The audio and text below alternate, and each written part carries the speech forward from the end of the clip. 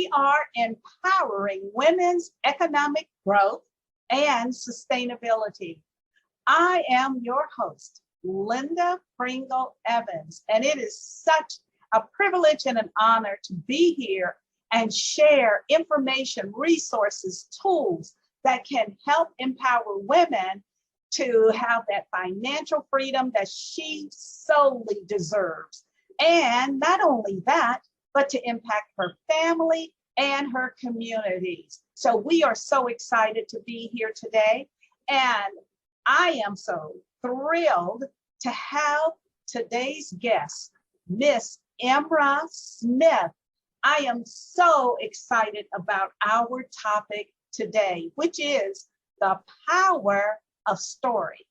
But before I introduce Emra, I just want to give a shout out to Pringle Business Consulting, because if it wasn't for Pringle supporting and providing the resources for us to host WomeNomics, this would not be done.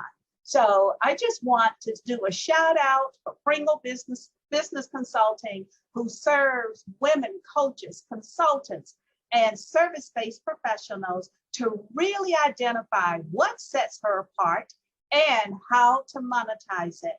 If you would like a complimentary strategy session, please visit pringlebusinessconsulting.com and book your strategy session. All right, let's get to it, ladies, to the power of story. And I have the perfect person who is an authority about the power of story. My guest today is the one, the only, the phenomenal Ms. Emra Smith. But before Emra takes the stage, the platform, I would like to share with you about this phenomenal woman. Emra Smith is a facilitator of hope who inspires and challenges you to thrive despite life's challenges. Her life story shaped her, compelled her to a career of speaking and corporate training. As a life coach, her heart for understanding the challenges of women intensified and set her on a path to gather and share stories that teach and inspire. She loves to help women find purpose in the chaos of life, women to become motivated, and she's teaching them to stand tall in their identity, stand tall in her identity, and how to love others. Ladies, we know how important that is, how to stand tall in our own authentic self, but it's also crucial for us to love others. And I love that about Emra, because that is who she is. Emra is a certified coach through Coach Training Alliance. She has successfully completed the licensure and specialty as a new life story wellness coach. Her expertise in the psychology and neuroscience of coaching extends her considerable experience in life coaching. Now, I have to share a snippet of Emra's story. Emra, a white African girl who grew up in an English community in South Africa. Her childhood was a time where there was no freedom of press, which kept apartheid invisible to her. Now, as an adult, after moving from South Africa to the United States, she learned of the atrocities that had occurred in her country and of those that continue to happen throughout the world. Her teaching and her passionate voice has now been published in her 5th book, Together We Are Stronger. How true is that, ladies? She has differentiated herself through her unique and powerful inspirational speaking, which she pours into each topic and training. Emra is the founder and CEO of the International School of Story, a place and platform where women give, ladies, give and receive hope. She helps women to boldly step into their stories. Emra, welcome, my friend. Welcome to WomeNomics. I am so excited and thrilled to have you here as our guest today. I would love to start with this question, Emra, because I feel like Simon Sinek at this moment. You know, Simon always, he says, start with why, start with the why. So I would like to start with, why is story important? Thank you so much for having me. You are pure joy. And when you read all of that, your elegance in speaking makes me float and think, what an amazing lady. And that is your voice. So thank you for having me. My pleasure. Why is story so important? I believe that our lives are made up of our little stories that form our big story. These come from who we are innately, who we've learned to be, our experiences, our training or not. It all makes up who we are. And when you look at your story, every indicator of the power within you, the ability to succeed, to love life, and whatever success means to you, to find ultimately purpose, which I believe gives you the deepest joy in your soul. When you understand your story, it's all tucked in there. Emra, you have said a mouthful, because when I think, as I was listening to you, I began to think about myself. And when you mentioned the little stories of life become the big stories. And I thought about, as you mentioned in your bio, about when you were a girl.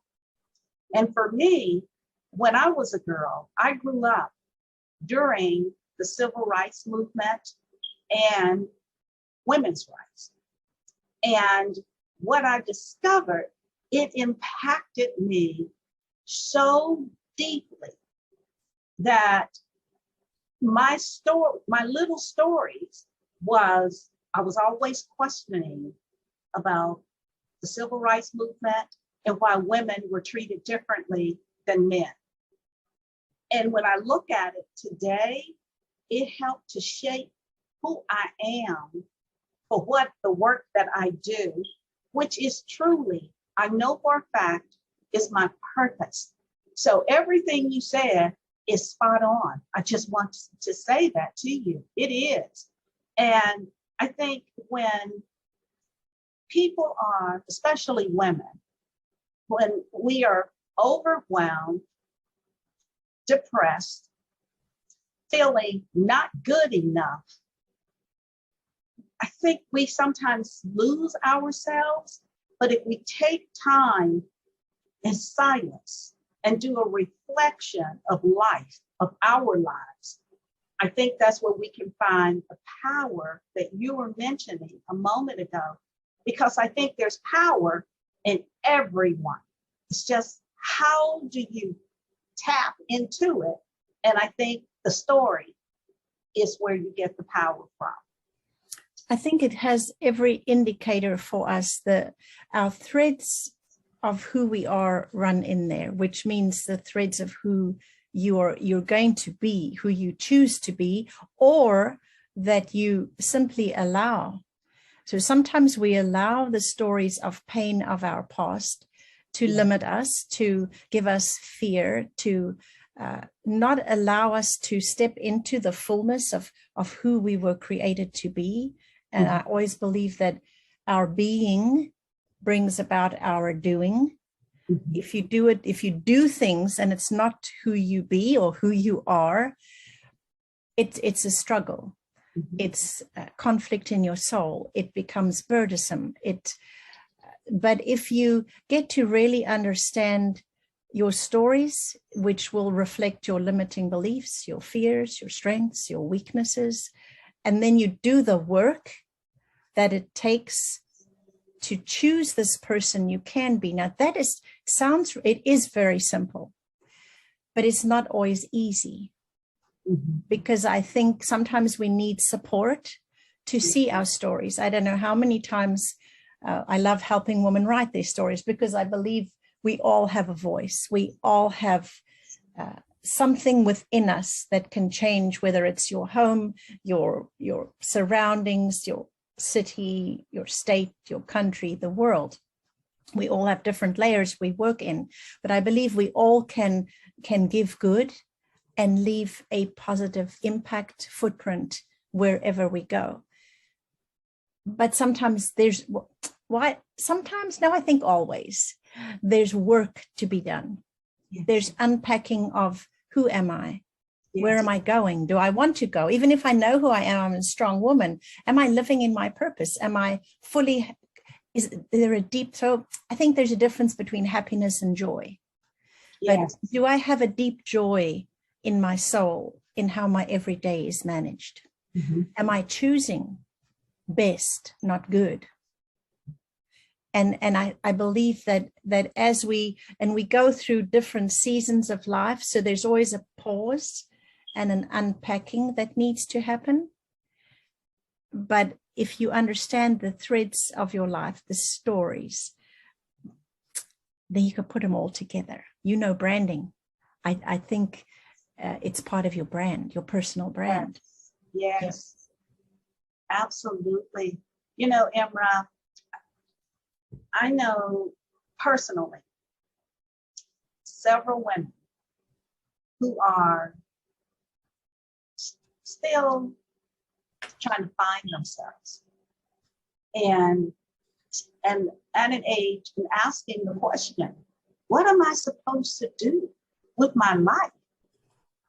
Where I just don't know what I am to do, because she's in the next chapter of her life. Okay, I call it the fourth quarter of our lives. And how would you address a more mature woman who is still seeking to find herself with the power of her story? And sometimes, I know one in particular, her story, she had a very successful past life, but she doesn't see herself being as successful now and in the future. So it really makes her depressed. And I think we're finding that with career as women have gotten stronger over the generations and have more careers and fulfilling lives through that, it's kind of where I see we're used to seeing men at retirement when they're very lost, the identity is found. And I think here we can go with our new world of, does gender matter in this concept? Even a woman who has been a mother and did the work of raising children and running a home, and then everybody leaves home, and maybe for the first time, what now? And I feel not every single woman wants to live with a mission purpose. There are some that want to enjoy, I love how you said it, the fourth quarter, traveling the world, playing tennis. And then there's those of us that's very foreign to, because we've been mission-minded. Yes. I think no matter, and I'm going to come back to very specifically your question, but I want to speak to all the women. So all the women I encounter are not mission-driven like I am. But for all of us, no matter who we are, there's something about the concept of giving and making a difference, because when you give, you gain. Yes. So to live an entire life of purely self is not one that fills the deepest of our soul. I believe we're created to make a difference for even just one person. So I'd say no matter if you're in a gentle transition of this is your time of joy in life or time of peace, and maybe you've given all your life and you're content with, now I can sit on the porch and I always have to get your cup of tea. Instead of that hurried cup of coffee from the work life, pause and sit and think and reflect. Maybe it's a time that you've always wanted to do art, and now you can do art. You can create, and there's many forms of create. I'm exposed to that with my nonprofit having purchased Abode, and it's an artist community where we have our workshop space, and watching the many forms of art. It's not just painting or pottery on a wheel, but there's so many forms of art today. And maybe it's a season, that quarter of your life, where you can look at, I've never delved into creativity. What if I try it? And there's so many classes that help you release creativity, because if it hasn't been within you, it's hard to access it, but we all have it. And it is fun, and it is invigorating to explore a part of you that you've never given time for. I have a friend in this quarter of life that decided she's going to buy a piano and learn to play the piano. And I'm like, oh my goodness. And she is loving it. She has her lesson every week. She just played her first concert, at that level where she's at. So there are things to experience. Some travel, some don't like travel anymore, or can't travel. It doesn't have to take revenue to become a creator of something. Right. So I want to take that thread that I believe in every one of us, there is that thread of creating and making new and forming something. And so you can pick up one you've never done. For others, the deep-seated longing and calling in life to make a difference. I think that is threaded somewhere in your story, that it will surface intensely or surface a little, a mission trip there, or a giving to help someone else do it, or help another organization because they have needs. You give a little of yourself every week to go and help do a feeding program or pack lunch bags for kids at school. Again, you find that in where has your passion been in life? What is it that you've loved? If you love children, you'll find it in that space. If you can't stand children, don't go pack bags for them, and don't go and help read at school or something. But it's all that knowing yourself, and it's all reflected in your story. And then sometimes you got to rewrite a new one. Oh, yes. That's where I am, Emra. It's the rewriting of, and for me, I consider it my last chapter in the book of Linda's life. And I have this fire inside of me. And because of my age and where I am in life, it's so important that I provide this platform here, WomeNomic, to help more women be prepared for aging. I want women to truly experience financial freedom. I don't just say it, I mean it from the bottom of my heart, because being a more mature, seasoned woman in life, I wish I knew someone had shared with me what it's like for a woman to age. And You know, I'll be honest with you. I only heard about the change of life, that's what you're going to face, and, you know, save your money for retirement. But there's so much more for aging women. And as God is my witness, I am using this platform to bring it to women so that they have what they need, so that they can make the best decisions for themselves. And I am tired of women being broke. So I want to provide them with the tools, the resources, the information to help them to make those good financial decisions while bringing courses and trainings. Our mission for WomeNomics right now is to help as many women to generate $250,000 annually in their businesses. For me, it's not enough to say, I want to help women make six figures. Well, that could be 100,000. That's not enough. American Express reported, if more women began to generate 250,000 annually, she can then see herself getting to 1 million, and we will see more women in business generating 1 million or more. So that's me. That's where I'm at right now. It's about helping those behind me to live a much better life and giving them the tools and resources. And that is because of my own story. Oh, that is so powerful, and such a powerful work to be done. And yes, what I love about that, when you understand your voice and your mission, you know all the stories that happen, so you can identify the many layers that a younger woman goes through, and even to help those younger women. I think there are many that are very sure, as it's always been, what they would like to do next. And there are many that have no clue because there's so many options. Yeah. And then they just, it's a crazy world.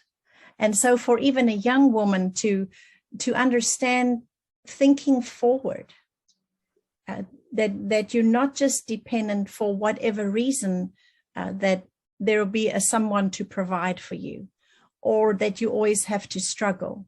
But what are the steps that are taken? I think that's where in our season of life, we can, because of our stories, yes, we can identify, look at this aspect, here's how you do this, here's what you don't do.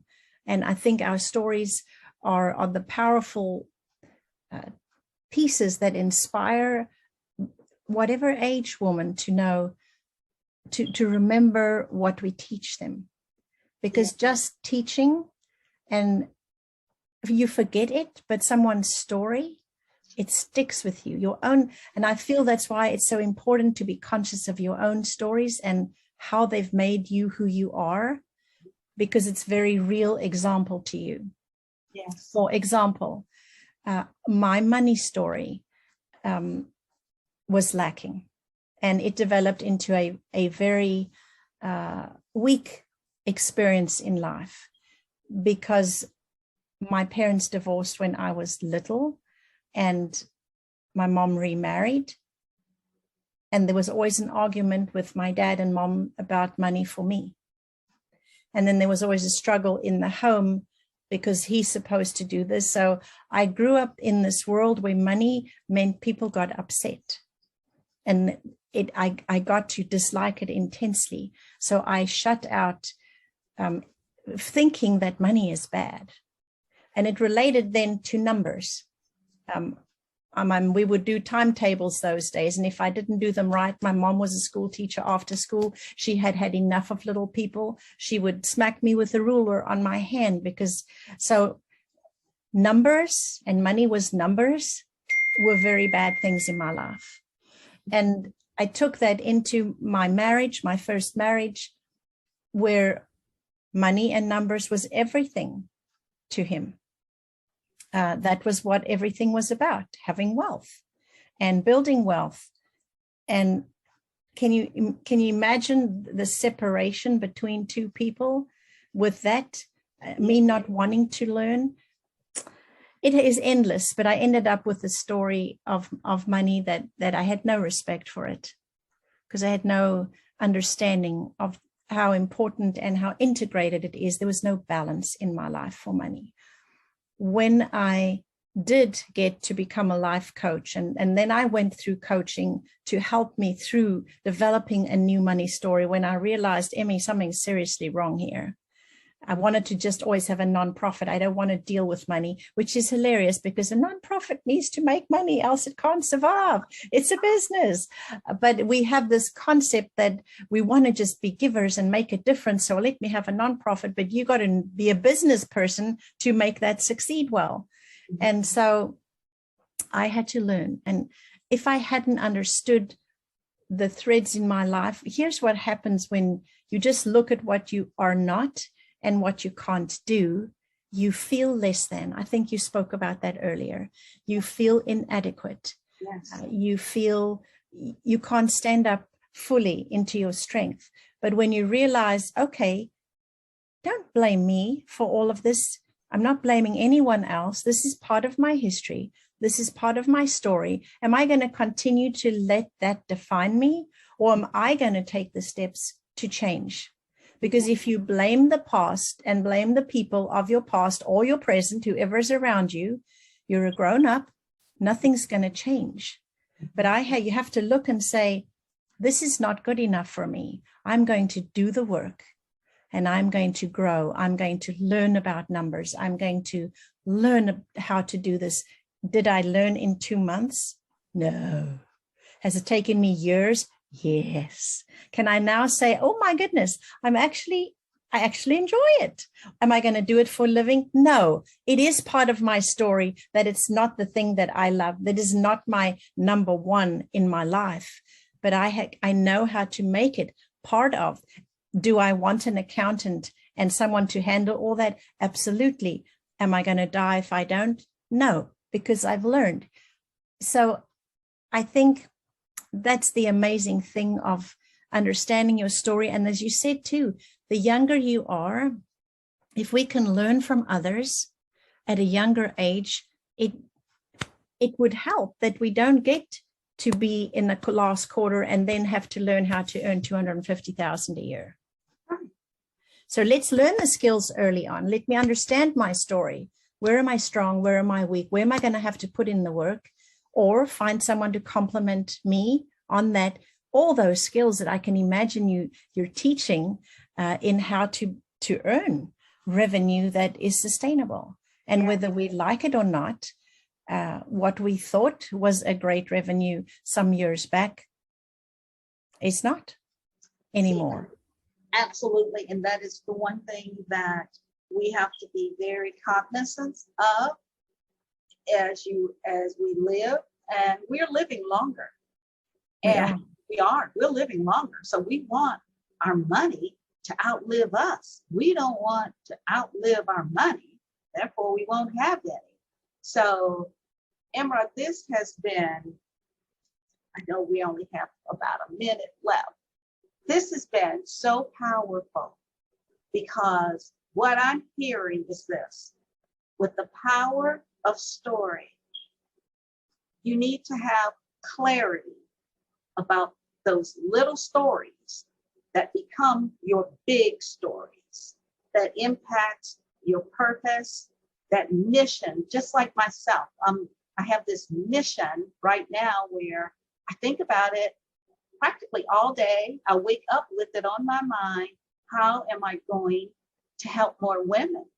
And having the clarity of how to do it and having the confidence in knowing I can do it. And with the stories, it provides insight for you to see exactly where you've been and where you want to go, and having the courage, because I heard that when you were speaking, having the courage to step into it, to boldly step into your story, step into who you are, step into what you deserve. That's what I see. And I think once you have the clarity of your story, it can be so captivating and compelling, and it inspires others to let them know, hey, if I could do it, you better believe you can do it. So I want to applaud you for the work that you are doing with the power of story to make a difference in the lives of women, because there's so many women who do feel intimidated, and you're giving her that power to become who she was meant to be. So I want to thank you. I'm going to have you back because I want us to do brand stories, because that's very important, creating your brand story. And I work with women a little about that. That is not my expertise, but it is yours. So I must have you back. And I want to thank you for being here. But I know there are women who are going to see this and want to reach out to you. So please give them the information of how to contact you. And if there is something that you would like to offer to women, please do it. Thank you. What a joy to do. I can just think of the things we can do together still. I'm easily contacted, Emra, E-M-R-A, at Emra Smith, EMRASMITH.com. So Emra at emrasmith.com. I'm on Facebook, Instagram, Emra Smith, or International School of Story, Abode Studios. So you can see all the bits and pieces we do. So if you're just a Facebook person or an Instagram, just look for Emra Smith, inbox or email. Well, as I stated, I cannot thank you enough for sharing this platform with me today. And I know it's going to touch the lives of many. And for women to begin to understand, it's good for us to share our stories. Sometimes, because our stories may have a lot of struggle, adversity, challenges, we may not want someone to know those intimate parts of our lives. But you don't have to share everything, but share what has helped shape and mold you to become the person that you are. So Emra, thank you. And to our viewers today, I want to say to you, step boldly into your story. Until next time, goodbye.